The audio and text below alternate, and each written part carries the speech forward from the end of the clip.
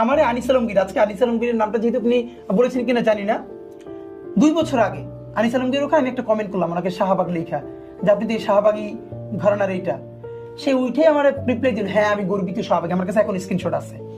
আনিস আলমগীর সাহেব এত বড় কথা বলেন না, ওনার সাথে আমার রুচিতে গুলেন, আমার অনেকগুলো টক শোতে দাওয়াত দিচ্ছে, আমি ওনার সাথে কখনো যাই না, যাই না। ন্যূনতম একটা রুচি রক্ষা করতে হবে আমি বলেছি না, আমি ওনার সাথে যাবো না। উনি আমাকে বলতেছে গর্বিত শাহবাগী উনি। তখন আমাকে জিজ্ঞেস করতেছে আপনি শিবিরের কোন পোস্টের? আমি রিপ্লাই কি দিয়েছিলাম জানেন? আমি শিবিরের শাহবাগ বিষয়ক সম্পাদক। কারণ শিবিরেরও যখন কেউ বলতে পারে না এই শাহবাগ নিয়ে কথা, বাংলাদেশে যদি শাহবাগকে কেউ রিব্র্যান্ডিং করে, এটা আমরা করেছি। শাহবাগকে জনতার ওই যে এলিট যেই মব ছিল, আবার দেখেন এখন মব আসছে না তো, 100 বছরের মধ্যে রাষ্ট্রীয় স্পন্সরশিপের সব থেকে বড় মব হলো শাহবাগের মব। পুরো বিচার ব্যবস্থা ভেঙে দিয়ে মানুষের ফাঁসি দেওয়া হয়েছে। এখন এটা যেহেতু বড় লোক করছে, ইংলিশে লিখছে প্ল্যাকার্ড গুলো, হ্যাঁ বিরিয়ানি খাইছে, এটা মব না, এইটা হচ্ছে আন্দোলন, দ্বিতীয় মুক্তিযুদ্ধ।